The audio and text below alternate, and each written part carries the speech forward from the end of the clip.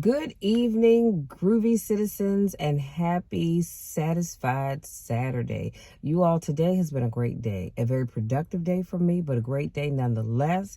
So before I jump into today's topic, I have a few things I need to share with you, and that is the first thing.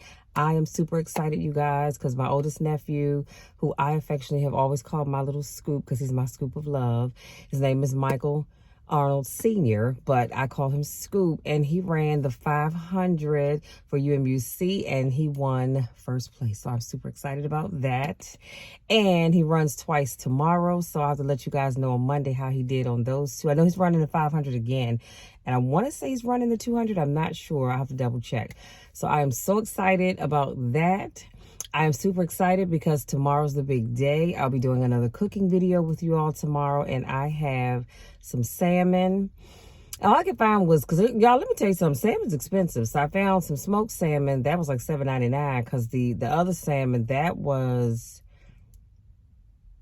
the cheapest one was like $14.49. I said, oh, the devil is a lie. So I got this little piece of smoked salmon, and my good friend Brian, who I'm dedicating that video to, told me how long to cook it, because it didn't have on the package how long to cook it or anything. So I'm excited about that. And I will be recording myself sauteing the spinach. Now the salmon, I am gonna actually do it, but I'm gonna do it right before I do my spinach, so that, you know, everything can just come together. I can plate it all up. We can eat and go and sit down somewhere. So I'm excited about that. And it was something else I wanted to tell you guys. Oh, as soon as I'm done with this video, while it's uploading, I'm going to be working on my podcast for today. And I'm going to be talking about some really great places that you may want to check out now that COVID is kind of slowing down just a little bit. It's not gone, you guys, but it's slowing down a little bit more, and places are lifting more and more restrictions. So I'll be doing that podcast for you all today. Also, yesterday's car conversation. Do you know I went in the house, uploaded the daggone thing, edited, and forgot to send out the link? That's how tired I was yesterday. So please forgive me, charge it to my head, never to my heart. I will send that link out. If you follow me on Facebook, you'll see the link there. But if you just follow me on YouTube, you'll be able to see it there as well. So having said that, today's car conversation is, it's okay to not be okay. Let me say that one more time, because somebody needs to hear this. It's okay to not be okay. This one speaks to me personally, and I'll share with you why in just a minute.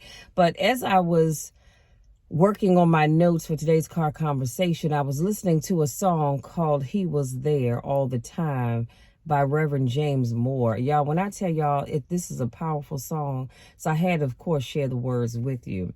And it says, he was there all the time, waiting patiently in line. He was there. Waiting patiently in light. He was there all the time. When I feel like giving up, he was there all the time. The Lord was there. Jesus was there all the time. When you feel like giving up an issue, he'll be there. When friends turn their back on you, he'll be right there. Now, of course, in the background of the song, the choir is singing, he was there all the time. So, but we're just not going to do all of that, right? And then he says, you know, when problems really bother us is late at night, when you don't have no one to talk to, but the Lord will be there. The book of Joshua says, I will never, and I'm just sharing this isn't in the song, but I'm sharing this with you. The book of Joshua says, I will never leave you nor forsake you. And I know that Jesus will be right there. And then he says, many times I tried to do it on my own, realized that after a while, all of my strength was gone.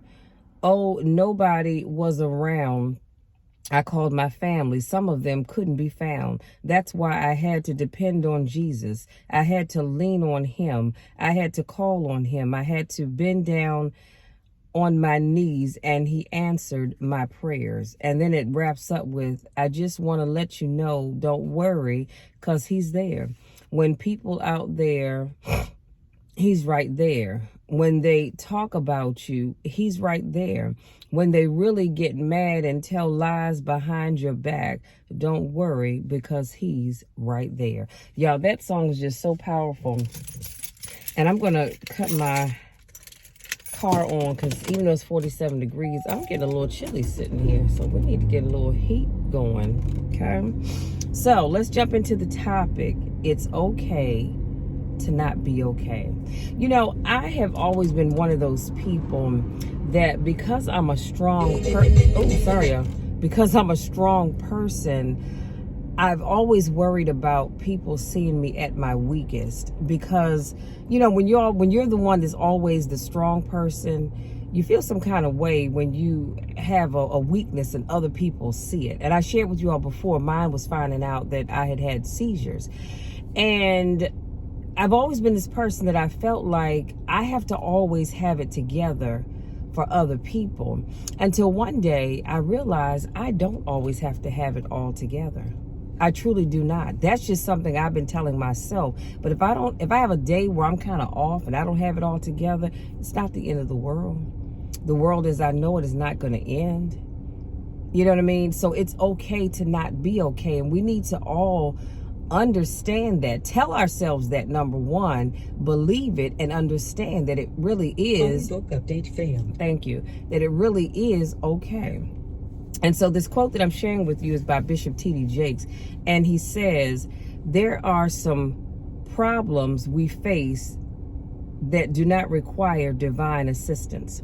But the meaning of natural needs, Elijah, you haven't lost your power. It is time. You haven't lost your gift. You're not tired, baby. You're still a minor prophet. You're just tired. It's okay to be tired. They gave you less to work with, and you still got it. God's getting ready to renew your strength. God's getting ready to revive your power. God's getting ready to give you your energy back. God's getting ready to renew you. It's not going to be an abomination. It's not going to be an unction. God's got a natural answer to a natural problem. You've been running past chariots, and sometimes because we have hero complexes, we don't know how to deal with exhaustion, because we are trained to deal with exuberance. And in the face of exhaustion, we have not been wired to see exhaustion as a natural thing. We see exhaustion as failure. Exhaustion and failure are not the same thing. So let me put a pin right here just for a second. If you have ever, that was me, that was my thinking. I used to think that being tired meant being a failure, because so many people depend on me to do whatever it is that I'm doing. And if I don't do it, it's just like I struggled with not doing podcasts and car conversations during the holiday season. That little voice inside said, Michelle, you've got to keep going, because if you don't, you're going to give up, and people are depending on you. Like I said, I talk to people all the time that say, Michelle, you have no idea how you motivate me, how you encourage me. And, you know, I just love watching your videos. I love reading your posts, and so on and so on. And I felt like, well, if I don't do these things, God, then I'm going to let these people down, because they're depending on me. They're counting on me. And I felt like a failure. And then one day that little voice said, no, you're not. You need rest just like everybody else does. Don't you ever think that you're a failure because you need rest. Your body has to rest. You cannot just keep going and going and going and think you're never going to get tired, because it doesn't work that way. It doesn't matter how much money you have or how little you have to have rest. He says it's the same reason that the priest could not live in the holies of holy, because you can't be that kind of anointed all the time. You got to come out to the most holy place and eat bread and drink wine and have some normalcy. You can't stay producing at 100%. It's the same reason we have fall and winter. Come on, somebody, so that the trees can rest and the ground can refurbish. because you can't be fruitful 24 hours a day.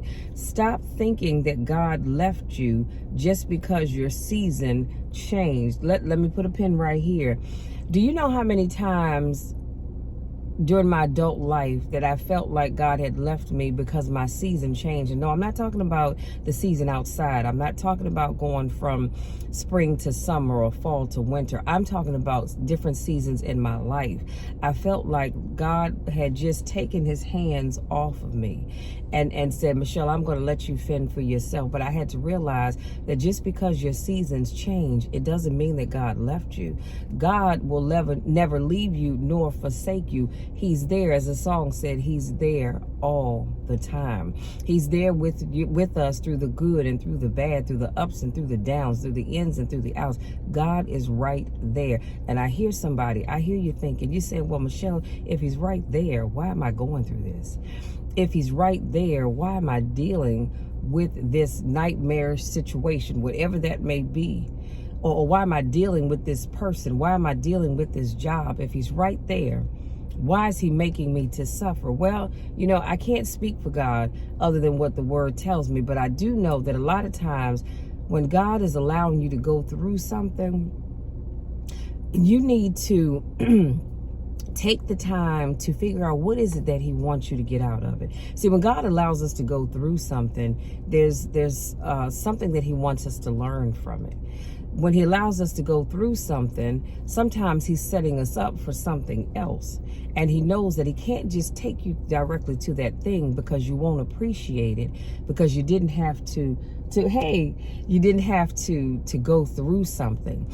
You didn't have, excuse me, my science is draining. You didn't have, I'm sorry, that was my neighbor I was waving at. I just happened to see him move and I looked over. You didn't have to go through some stuff to get it. See, I think we truly appreciate things when we had to go through something to get it. You understand what I'm saying? And so that's why God allows us to go through it. Because I'm going to tell you this. I'm going to tell you what I do know.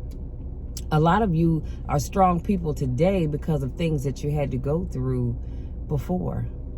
And had you not gone through whatever that thing was or those things were that you went through, you would not be the strong person that you are right now.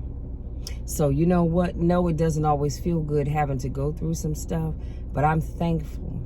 I am so thankful for everything that God has allowed me to go through, because it's made me be the person that I am today. It's made me, number one, to depend on God more and less on myself, because there was a time where I was depending on Michelle. I don't know if I told you all this story. One time I said, Lord, you know what? This is something easy. I'll take care of this. You can handle the heavy stuff, but I'll take care of this. And God had to quickly say, girl, if you don't sit yourself down somewhere, if you don't sit down somewhere, I got this. See, God said, don't just come to me with the big things and the complex things. You bring all your burdens, come on somebody, to me, and I will handle them. So I said all of that to say that you're going through whatever you're going through for a reason. So if I were you, honey, I would buckle my seatbelt up nice and tight, and I would sit back and I would just enjoy the ride, because I know that you're going to come out of whatever that thing is, and on the other side of whatever you're dealing with, oh honey, it's the land of milk and honey. You hear what I say? You're going to some better stuff. Or actually, let me say this in ways that you can better understand. God is always going to leave us better than what he found us, okay? Let that sink in. Now, then he says, he may have changed your season to sustain your fruitfulness. Though your leaves turn brown, it doesn't mean that God is dead. Come on, somebody. That'll shout you right there. He's ordered rest. Your leaves have turned brown because God says now it's time for you to rest. It's just like the trees. I'm looking at the trees in my neighborhood. Now, the one over here is kind of a burnt orange, if you will, color. It's quite pretty. But this one over here on the left side of the street, it's brown. There's no leaves on it. And I know that in a few months, that tree is going to be full of the most beautiful, thick green leaves. But it's brown right now because God says, I need you to rest.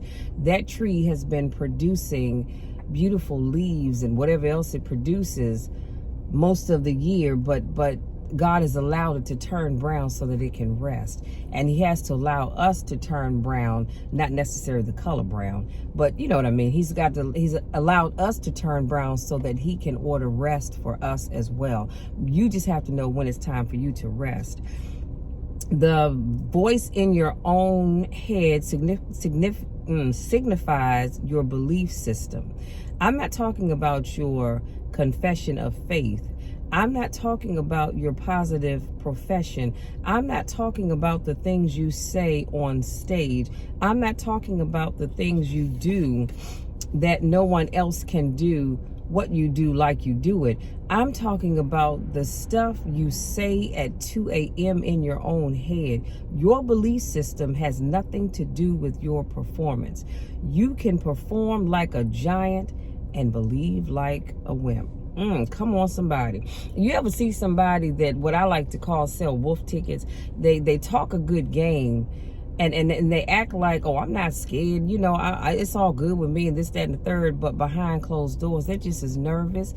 They're afraid. They don't know what's going to happen. And they don't know what to do. But in front of a group of people, they were just talking out all that stuff, making people think that they had it all together. They weren't worried about anything. But in reality, they really are. So it's not about your performance. Because again, you can perform like a giant, but behind closed doors, you can believe as that of a wimp. He says, notice I said belief system. It's a system, and a system has a way of being invisible.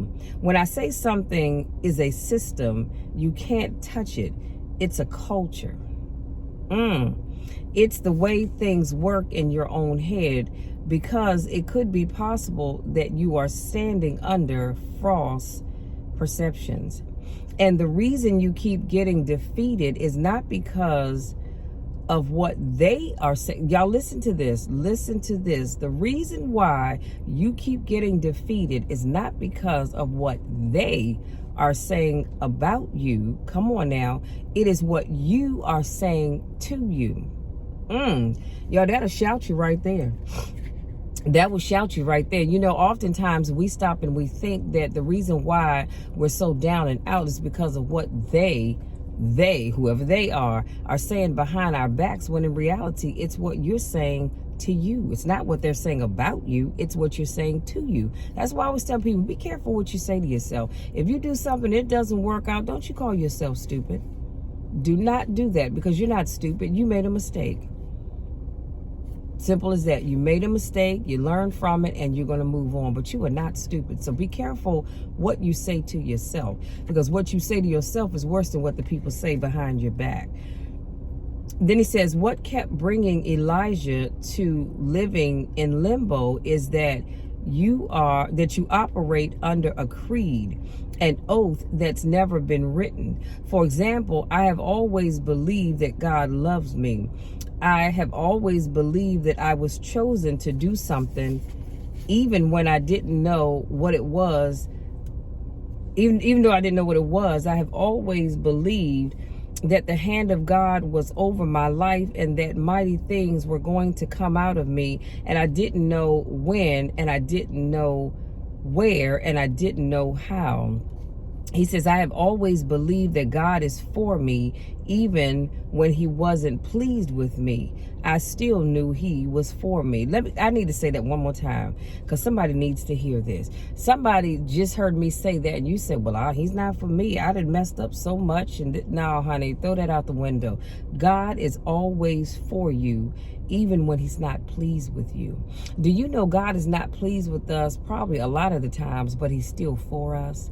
Do you know that God cannot be pleased with your behavior, what you said, what you did, what you didn't do, but he's still going to fight the good fight with you? He's not going to leave you or forsake you. I don't know about you, but that's your shouting moment right there, and you just missed it. You watch this later, and I promise you'll shout later on, because that is an awesome thing. See, when man is done with you, when man washes his or her hands of you, they're just done. It doesn't matter what you need. They are done with you, period, end of sentence. If he's chasing me, he was for me. If he I'm sorry, yeah, chasing. If he chastises me, he was for me. If he got on me, I knew he was still for me. And you always show up in life according to the creed you believe about you. Can I say that one more time? You always show up in life according to the creed that you, that I, that we believe about us. That's powerful. So all of this will be in the description box as always. But here's your takeaways. Your creed, I was looking up the word creed, and your creed is a set of beliefs or aims which guide someone's actions. And of course, I shared with you all from the book of Romans 8:31 that if God be for us, who, I ask, can be against us? If you don't remember any of the scriptures, and I'm pretty sure y'all have some scriptures that you love, but this is one of my favorite because it speaks volumes. If God is for us, who can be against us?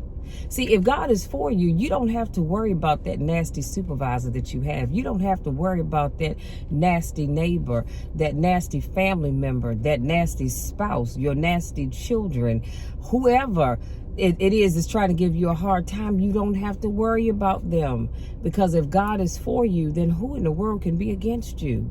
Nobody. You know why? Because none of those people that I name are bigger than God.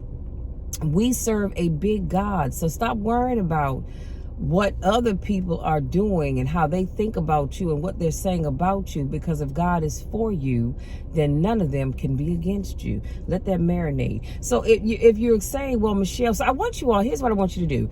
Get out your journals, and I want you to write in your journals. I want you to write down some creeds by which you plan to read every day, preferably in the morning and before you go to bed. And so here are some examples. I will keep moving forward into tomorrow with confidence and hard work. And you don't have to write that down, you can, but I'm just saying, here, that's an example. And every morning you wake up, you say that, and every evening before you go to bed, you say that.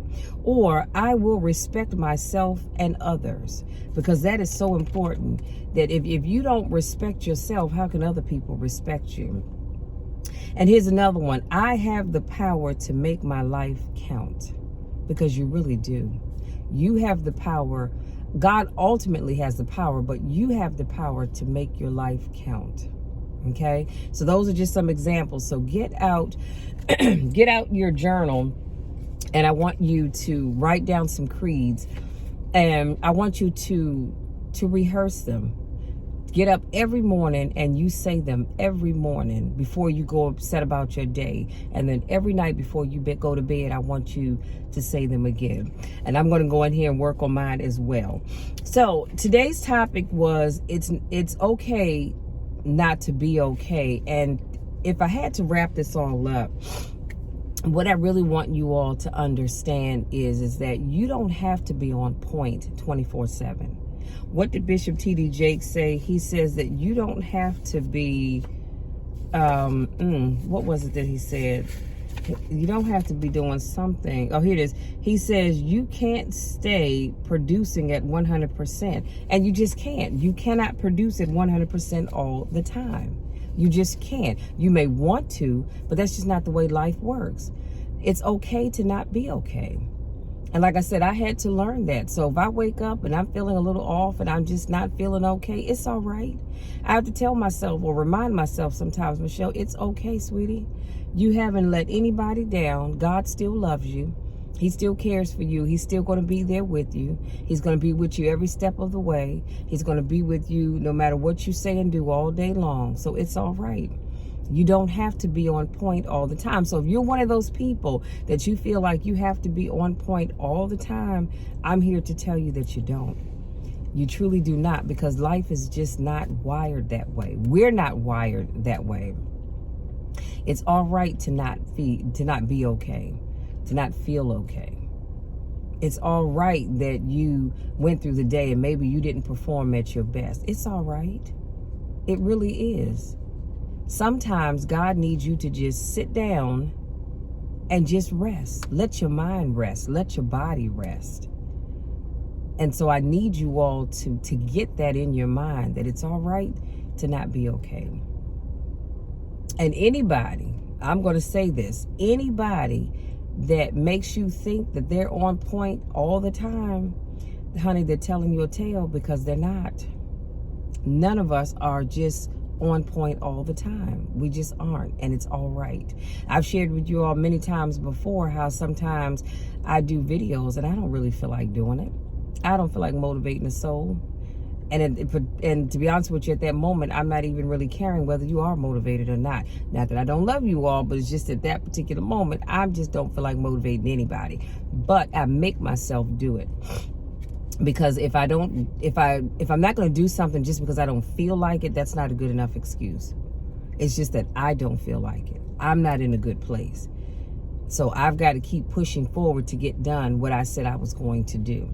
That's something a little different. That's just like this, and I'm going to leave you be. That's just like, you ever notice how you have someone who goes off on folks, and you think, well, dang, what's wrong with him or what's wrong with her? That person didn't do anything to them, and they're going off, they're fussing, they're cussing, just acting a plumb daggone fool. Do you know why that happens a lot of times? Because that person is not feeling good within themselves. They don't feel okay. And so instead of learning how to deal with that, they take it out on other people. And so the best thing, and I've caught myself when I've done that before too, and I'll say to myself, now, Michelle, you being nasty to these people, and for what? They haven't done a thing to you. You being nasty to them just because you don't feel good. And I've actually had to go back and apologize to people and say, you know what? I am so sorry. I said what I said because I don't feel good. And I do apologize, because I should not have taken my frustration out on you. So please forgive me. So if you ever find yourself doing that, I want you to catch yourself immediately and cut it off right then and there. And go back and apologize to those people if you can for the way that you treated them. You're acting that way because you don't feel okay. And you're frustrated with yourself because you don't feel okay. Because you're so used to always being on point and having it going on. Well, sweetie, let me tell you, that's just not the way life is. It's going to be all the time. It's just not. It really, really is not. So listen, you guys, that's it. That's all. That is my time. If you are new to watching my videos, I want to say welcome. Thank you so much for joining me. And if this lady backs up and taps my car, I swear to goodness, I'm going to reach out and tap her. And that's not coming from a place of not feeling okay, because I feel great. I just think sometimes she can't drive worth a daggone. But I digress. If you're new to watching my videos, thank you so much for joining me. I do car conversations every Monday, Wednesday, Friday, and Saturday. So you go back and check out some of the other videos that I've done. And join me again on Monday. And if you have not already done so, this is for all of you. Please make sure you hit that subscribe button and tap the bell so you don't miss any of my videos. Please and thank you. If this is not your first rodeo, I want to say welcome back. Y'all know I miss you when I don't get a chance to see you. Go out there, enjoy the rest of your Saturday. Have an amazing rest of the weekend on purpose. And don't forget to remind yourself every now and then that it is okay to not be okay. You don't have to be performing at 100% all the time. You don't have to be on and popping all the time. You don't always have to have it together. I know you think you do, because I was that person before too, but it's all right when you're not. God understands. God knows our hearts. And if you let the people around you know, hey, look, I'm having kind of an off day, or if you know that you're just not okay that day, you might want to limit your time around other people so that you don't have to take out your frustration and evilness on other people for no reason. But it's okay to not be okay. You may be down for a minute, but you'll be back up on your feet. I promise you that. And don't forget to write down your creeds. And what did I ask you all to do? Your homework assignment is to recite them every morning and every night before you go to bed. And I want you to really get them in your heart. Get them in your heart. Believe them in your mind, but carry them in your heart so they become a part of who you are every single day. Whatever your creeds may be, I'm not telling you what to write. Whatever it is that you want to write is fine with me, but I need you to make sure that you believe it. Okay? You all, again, go out there, enjoy the rest of your weekend. Have an amazing rest of the weekend on purpose. And we will get together again on Monday for another car conversation. I will make sure I get out, well, tomorrow, don't forget to check out the cooking video tomorrow. And either Monday or Tuesday, I will do your motivational moment for the week. And don't forget to check out the podcast that will go up, if not today, definitely tomorrow. Listen, I love you all to the moon and back. You know the drill, you know the spiel. There's nothing, and I mean absolutely nothing, that you can ever do about it, because I'm always going to love you. Love you, love you, love you. If I had 10,000 tongues, I couldn't say it enough. I love each and every one of you. I want nothing but the best for you. So go out there and start achieving it. Until tomorrow, take care.